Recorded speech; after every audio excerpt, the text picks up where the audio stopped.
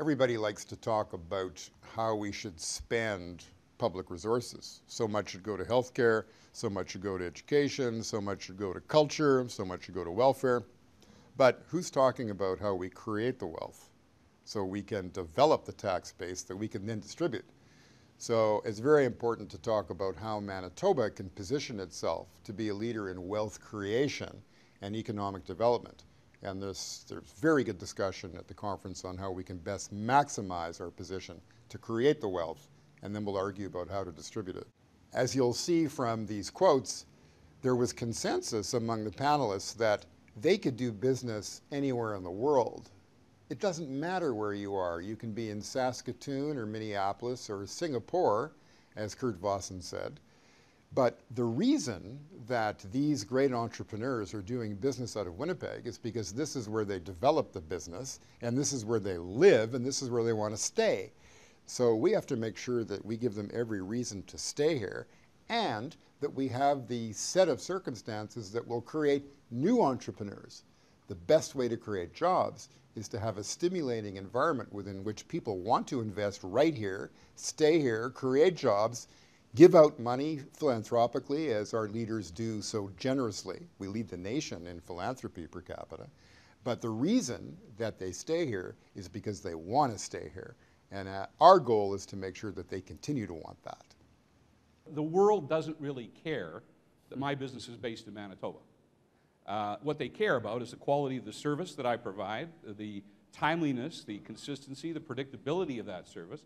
But they don't really, it doesn't matter whether I'm here or in Saskatoon or in Calgary or in Minneapolis or in Singapore.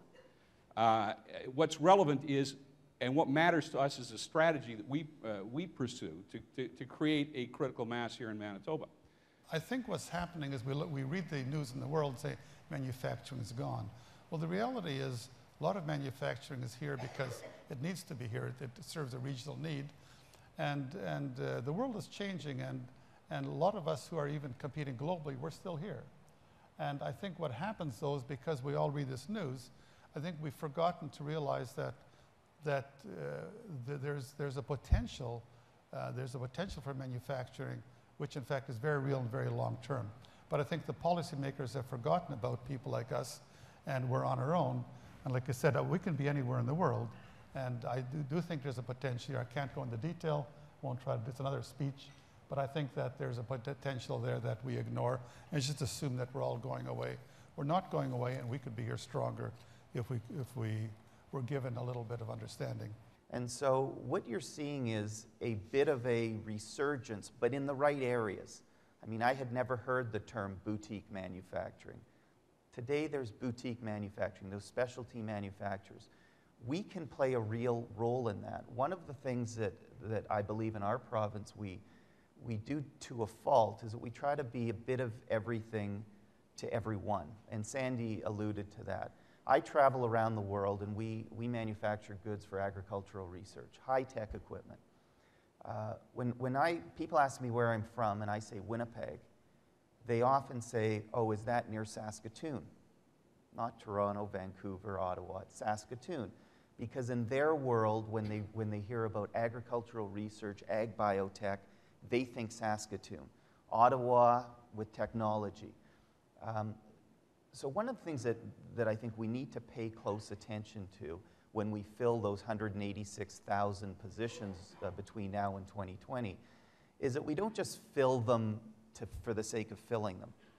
As Wilf was saying, 2/3 of them will be replacement jobs and 1/3 of them are growth. But even for those replacement jobs, it's important that we fill them with a purpose. So leaning forward, it's about innovation. It's about educating in the right areas.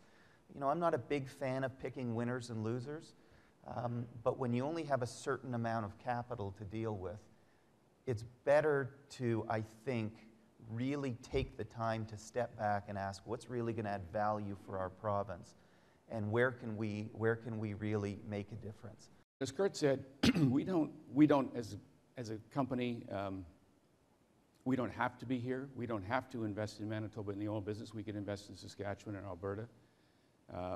We don't have to have our head office here. we choose to, and as Sandy pointed out in his remarks, again, I look out at this room, it's the collective will of the people in this room and in this province that really make us what we are. But we don't have huge natural advantages. We're going to hear and discuss more about how hydro, which was or could have been perceived to be a bit of a silver bullet, may not be. We'll have to rethink that strategy as we look to the role it can play in developing our businesses in the province. So I think it's going to be critically important that we continue to dialogue with government, that we continue to focus on the things that we can do well. And I think that it's going to be very important that we, as we're getting together today, that we come out of this meeting having identified not 10 or 15 things, but 4 or 5 things where we can move the dial, where we can make a difference, and where we can set our province and our companies and our businesses on a platform and on a strong base where they can move forward. The nature of competitiveness is changing. Think about it. We in Canada, Manitoba, you name it, we can't be competitive if we're competing on standardized products where, in effect, the lowest cost producer is going to win the market. That's not, we can't cut our wages and reduce our standard of living in that world. So we can't be in the standardized, good, high-scale, low-cost world. What we've got to be is in the specialized product, exactly what Art Defer described. We've got to be producing highly innovative products that take research and development, require highly talented workforces, and sell at premium products in specific markets around the world. And countries almost have to now decide whether they're in the high-scale, low-cost world, and you can make a lot of money in it, but you have to structure for it, or in the highly specialized. And I think in Canada, we still have a foot in both models, and we've got to move towards, I think, the innovation-driven kind of model. We're in the slow lane.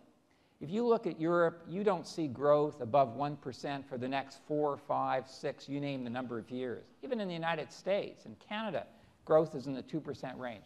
So if our aspirations in Manitoba and Canada is to grow faster than 2 to 2.5%, how do we do it if everyone we trade with grows at 2 to 2.5%? So the imperative that comes out of this new two-speed world, where the emerging economies are growing at 5 to 8%, and the advanced economies are growing best at 1 to 2%, actually is a trade diversification. And yet 90% of Canada's trade, and I think it's even larger for Manitoba, still goes to the OECD countries, the United States and to European countries. And that's not where the growth is.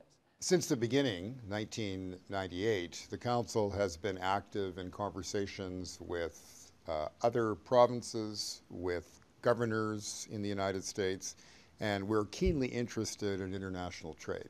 We will continue to be, because we know that the expansion of export markets, reducing reliance on the United States while maintaining that important partnership, is one of the keys to a prosperous future. We always have to be looking outward. Our entrepreneurs know that. We have to have a tax structure that encourages that investment, but we have to look outward for markets around the world in order to maximize Manitoba's economic potential.